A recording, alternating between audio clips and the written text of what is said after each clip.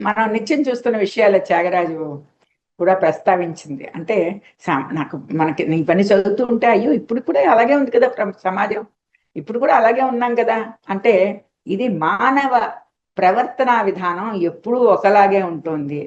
అది మనం అర్థం చేసుకోకపోతే మనని ఎవరూ రక్షించరు. మనకి మనమే జీవితాన్ని అసంతృప్తిగా పూర్తి చేయాల్సి వస్తుంది.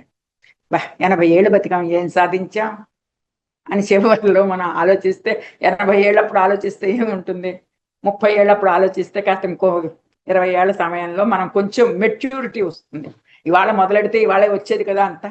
మెల్లిగా మెల్లిగా ఈ కఠినంగా ఈ మనసుని తన వశం చేసుకుని తనకు కావలసిన అవసరాలని చాలా తగ్గించుకుంటూ ఉంటారు అని చెప్తూ, దర్శనము సేయతరమా అంటాడు.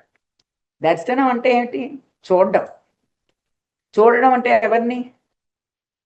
ఇప్పుడు చూడండి, మన తిరుపతిలో నిజరూప దర్శనం అంటారు. నిజరూప దర్శనం అంటే ఆయనకు ఉన్న పైన ఇవన్నీ కూడా తీసేసేసి అలంకారాలు లేకుండా మామూలుగా ఆయనకి అభిషేకం చేయనప్పుడు నిజరూప దర్శనం అంటారు. అది చూడడానికి చాలా అందంగా ఉంటుంది. స్వామిని దగ్గరగా చూసామని చెప్పి సంతృప్తిగా ఉంటుంది.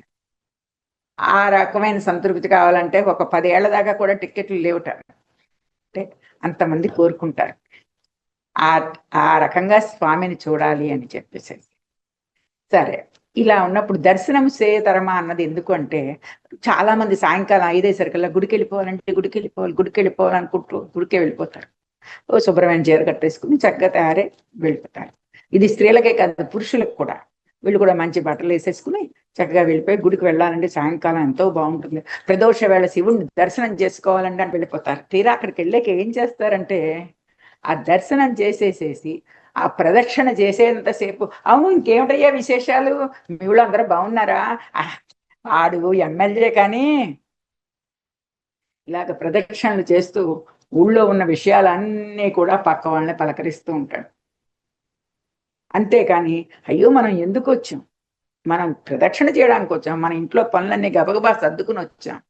ఆ ప్రదక్షిణ సమయంలో మనం దేవుడి మీద మనస్సు పెడదాం, మనం మనస్సుని కంట్రోల్ చేసుకుందాం అనకుండా పక్క వాళ్ళతో మాట్లాడుతూ అక్కర్లేని విషయాలు ప్రస్తావిస్తూ, గుడిలో ప్రస్తావించకూడని విషయాలు చాలా ఉంటాయి. మనం దేవుడు తప్పితే ఇంకో విషయం మనం మాట్లాడకూడదు. ఇవన్నీ ప్రస్తావిస్తూ చేసిన ప్రదక్షిణలను ప్రదక్షిణ అంటారా? చెప్పండి సరే. వాళ్ళకి నిజంగా దర్శనం అవుతుందా? దర్శనం అంటే శివలింగాన్ని చూస్తారంతే, బానే. నిజం లోపల ఉన్న శివతత్వాన్ని చూడగలుగుతారా? అది త్యాగరాజ ప్రశ్న. తత్వాన్ని చూడాలంటే నీ మనసుని నువ్వు శుద్ధి చేసుకోవాలి. ముందర నీ మనసుని నీ చేతుల్లో పెట్టుకోవాలి. అంటే నువ్వు కంట్రోల్ చేసుకోవాలి, అటువైపు ఇటువైపు వెళ్లకుండా. ఇది సాధన వల్ల మాత్రమే వస్తుంది, ఒక రోజులో రాదు.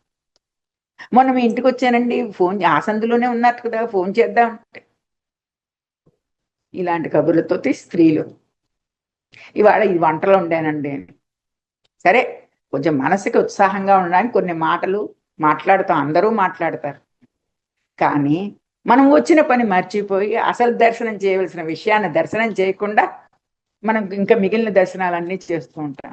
పేరుకు ప్రదక్షిణలే కానీ చూడండి, పొద్దున్న పూట ఆంజనేయ స్వామి గుడిలో మంగళవారం నాడు పొద్దున్న ప్రదక్షిణలు జరుగుతూ ఉంటాయి. ఎంత స్పీడ్గా పరిగెట్టి పరిగెట్టి పరిగెట్టి పేపర్ కొట్టేసి కొట్టేసి కొట్టేసి నెంబర్లు పరిగెట్టి పరిగెట్టి పరిగెట్టి అలా చేస్తూ ఉంటారు అనమాట. ఆ ప్రదక్షిణలు అవసరం లేదు అని చెప్పేసి స్వామి, నువ్వు ప్రదక్షిణ చెయ్యకపోయినా పర్వాలేదు, మనసుని నువ్వు నీ అదుపులో ఉంచుకుని నువ్వు మిగిలిన విషయాల మీద నువ్వు దృష్టి పెట్టక ఆ భగవంతుడి మీద దృష్టి పెట్టి ఒక మూల కూర్చున్నా నీకు దర్శనం అవుతుంది అంటారు.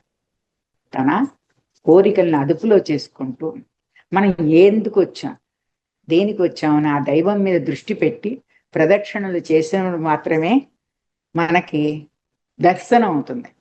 లేకపోతే మిగిలినవన్నీ ఉత్తుత్తి దర్శనాలే.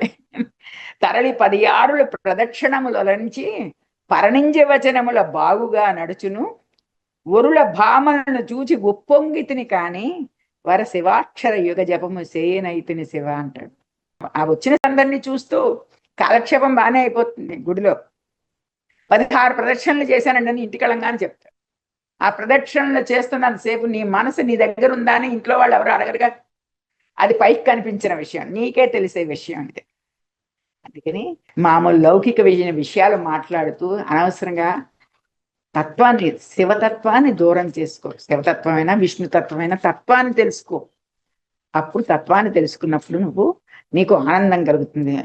ఈ తిరువయ్యారు దేవాలయాలు మహాపుణ్యక్షేత్రాలు కదా అవన్నీ. త్యాగరాజుకి బాధేస్తుంది. అక్కడ పంచనదీ క్షేత్రం తిరువయ్యారు. తిరువారూరు ఇంక సరే అక్కడ మోక్షమేట చచ్చిపోయిన వాళ్ళకి. అందుకని పనిగట్టుకుని వచ్చి మరీ ఇక్కడ జీవిస్తూ ఉంటారు చాలా మంది. అందుకని చెప్పేసేసి అలాగా ఈ మహత్తరమైన దేవాలయాలలో వీళ్ళు ఎందుకు వీళ్ళ మనసుని పాడు చేసుకుంటున్నారు? చక్కగా ఉండొచ్చు కదా, శివతత్వాన్ని చూడొచ్చు కదా, మంచి మాటలు వినొచ్చు కదా, మంచి కబుర్లు చెప్పుకోవచ్చు కదా అని చెప్పేసి త్యాగరాజు వీళ్ళ మీద జాలి పడతాడు. వాళ్ళు గుడికి వస్తున్నది నమ్రతతో కాదు, విలాసార్థమై వస్తున్నారంటే. హృదయారవిందంలో శివుని ధ్యానిస్తూ బాహ్య ప్రపంచాన్ని మరచి ఆనందించడం మాటలా? అది సాధ్యమా? హృదయానందంలో శివుని ధ్యానిస్తూ ఓం నమ శివాయ అన్నప్పుడు ఎంత ఆనందం ఉంటుంది. అలాగ మనసులో శివ శివ శివ అనుకుంటూ ప్రపంచాన్ని మర్చిపోవడం అంటే అది సామాన్యమా? అలా అది రావాలంటే మాటలా ఆటలా అంటాడు. అంటే దానికి చాలా సాధన కావాలి, మనసు స్వాధీనము కావాలి, మనసు స్వాధీనం కావాలి, సాధన కావాలి. ఈ విషయాలన్నీ త్యాగరాజు నిర్మోహమాటంగా తన కీర్తనలో ప్రస్తావించాడు. అన్నీ శ్రీరాములతోనే మొరపెట్టుకుంటూ నిర్లిప్తత నలవరుచుకుని 80 సంవత్సరాలు దినదినగండం దీర్ఘాయుష్యుగా జీవిత సూత్రాన్ని బిగపట్టుకుని బతికాడు. ఎంతో సంస్కార బలం, సాంప్రదాయ శుద్ధి, సాధన తీవ్రత లేకపోతే భక్తి వట్టి బహిర్లాపనము, వేషము, నాటనో అవుతుంది. నువ్వు బయటి ప్రపంచానికి కనపడేది కాదు, నీ మనసులో నీకు నువ్వు ఎలా కనపడుతున్నావో చూసుకో అని చెప్తాడు. బయటి ప్రపంచానికి నువ్వు పరమభక్తుడిగాను, అది మాత్రం మామూలు ఒక స్టేజ్ మీద వేసిన వేషం అన్నమాట. స్టేజ్ మీదకి వెళ్ళినప్పుడు ఒక పర్టికులర్ వేషం వేసుకుని పెడతావు, విశ్వామిత్రుడి వేషం వేసుకెళ్తావు, బయటకు వస్తే మామూలే కదా. ఆ విశ్వామిత్రుడికి ఉన్న లక్షణాలు, ఆయనకున్న మహత్తరమైన తపోశక్తి రావాలంటే ఎంత సాధన చేసి ఉంటాడు ఆయన. నీకు ఆ 10 నిమిషాల సేపు వేషం వేస్తున్నాం అంటే భక్తుడు అనే వేషం. ఆ భక్తుడు అనే వేషం ఇప్పుడు చాలా ఎక్కువైపోయింది కదా భక్తి అనేది. ఆ భక్తుడు అనే వేషం ఎంతసేపు ఉంచుకుంటావు? ఒక అరగంట, పావు గంట, తర్వాత నువ్వు మామూలుగా వ్యక్తిగానే అయిపోతావు. ఇది ఆటలా పాటలా అని చెప్పేసి త్యాగరాజు మనసు కష్టపెట్టుకుని అడిగాడు. తన తోటి మానవులకి ఇలాంటి మంచి విషయాలు చెప్పాలి అన్న ఉద్దేశంతో.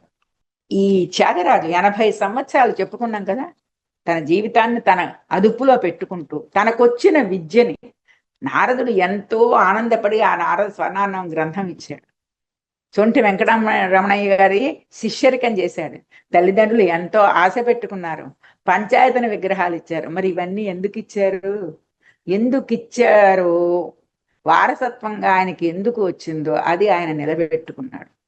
సమాజానికి ఉపకారమైన సంగీతాన్ని అందించాడు. ఆ సంగీతంలో తను మునిగిపోయాడు. మనల్ని కూడా ఈ రోజు కూడా ముంచేస్తున్నాడు.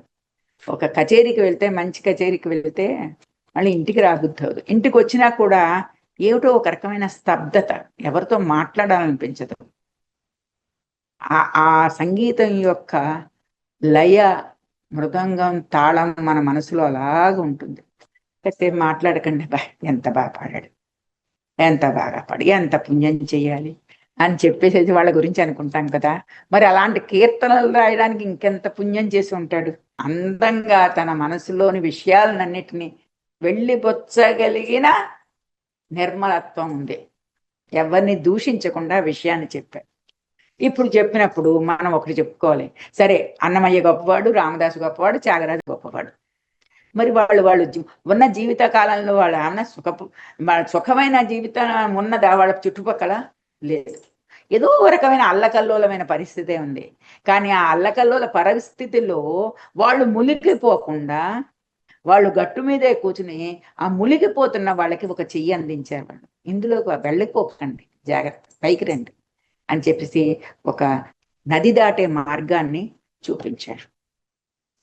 కానీ మన స్వార్థంతో మన జీవితపు మధురిమలను అందుకునే టైంలో తాపత్రయపడుతూ నీతి బద్ధతను విస్మరించద్దన్నాడు. సరే, నువ్వు ఆనందించు.